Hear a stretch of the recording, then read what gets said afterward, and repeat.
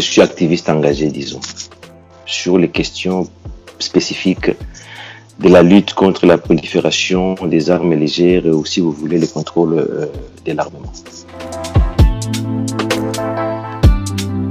Ce qui se passe en RDC au jour d'aujourd'hui est principalement l'onde des chocs de ce qui est arrivé au Rwanda en 1994, où on a vu toute une armée traverser la frontière avec les attributs de l'État et toutes les armes. Les problèmes d'abord de légitimité des pouvoirs et ensuite le fait qu'à longueur d'année, les pouvoirs essayent pour subsister de dépendre des conflits. D'un côté, vous avez deux chefs qui gouvernent ces pays-là. Vous avez un président, c'est un rôle protocolaire, qui agit au nom de la République démocratique du Congo, en l'occurrence le président Félix Tshisekedi.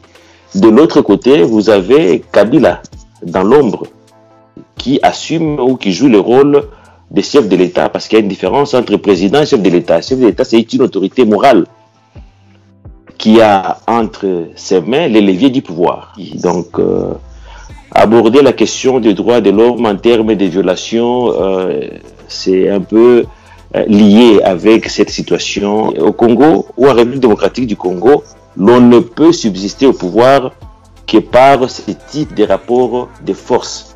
Donc, avoir une milice ou un groupe armé pour se maintenir au pouvoir, groupes armés qui pullulent surtout dans la partie est de la République démocratique du Congo. Nous avons eu le temps d'avoir des échanges avec ces responsables pour comprendre pourquoi ils sont là. Et vous les trouvez parfois avec 50 personnes. Vous avez 50 individus avec 5 armes, mais qui sont là pendant plus de 2 ans. On est un peu confus comment un gouvernement ne peut pas maîtriser un groupe d'individus de 50 personnes avec 5 armes. Ça signifie tout simplement que ces groupes armés sont entretenus par ceux-là même qui sont censés les mettre hors d'état de nuire. Quand vous les interrogez, ils sont envoyés par les politiciens pour terroriser la population civile. La communauté internationale se contente de condamner ce qui se passe en République démocratique du Congo. Je veux dire tout simplement que lorsque le rapport est sorti, nous attendions des sanctions de cette même communauté internationale, parce que vous avez voulu savoir la réaction de la communauté internationale. Ce rapport a été envoyé aux Nations Unies. Après la sortie du rapport, il y a des médias qui ont les soucis comme celui que vous avez de voir ces richesses profiter au peuple congolais, qui ont fait retentir, qui ont fait passer l'écho de ces rapports. Qu'est-ce qui s'est passé 2 mois après? Le Rwanda est devenu membre permanent du Conseil de sécurité. C'est ça la sanction que le Rwanda a eue après la publication de ces rapports, après la publication du rapport impliquant le Rwanda dans les conflits en République démocratique du Congo, occasionnant des millions de morts. La situation des droits de l'homme, dans le sens que vous abordez, est tout simplement catastrophique. C'est la justice qui élève une nation. Mais il se trouve que la justice congolaise est un instrument entre les mains du pouvoir pour écraser cette population. À la date d'aujourd'hui, une artiste et musicienne vient d'être arrêtée. Elle est aux arrêts simplement parce qu'elle a chanté Tchalamwana. Tchalamwana a été arrêtée parce qu'elle a chanté contre le système. Ceux qui peuvent nous dire des vérités sur ce qui se passe dans les pays, ils sont encore en prison.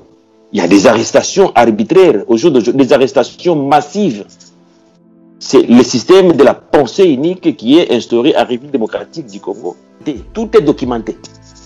Des images sont là, les faits, les dates, les noms. Beaucoup ont proposé des pistes de solutions à cette crise, parce qu'elle est d'abord une crise de légitimité. Je crois que ces problèmes de légitimité devaient être résolus. Ces problèmes éminemment politiques. Comment voulez-vous gérer les secteurs de sécurité s'il n'y a pas de loi qui encadre ces domaines?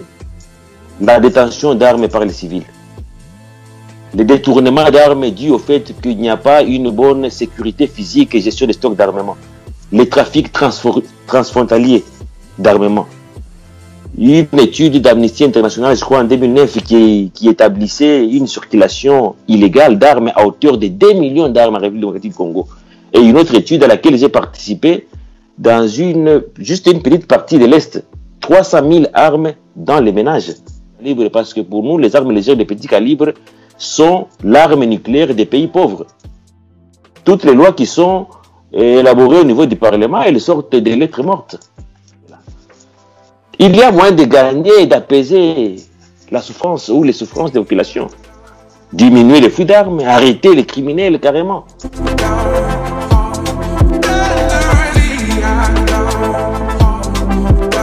Il y a la mission du DOMP, du département des opérations de maintien de la paix.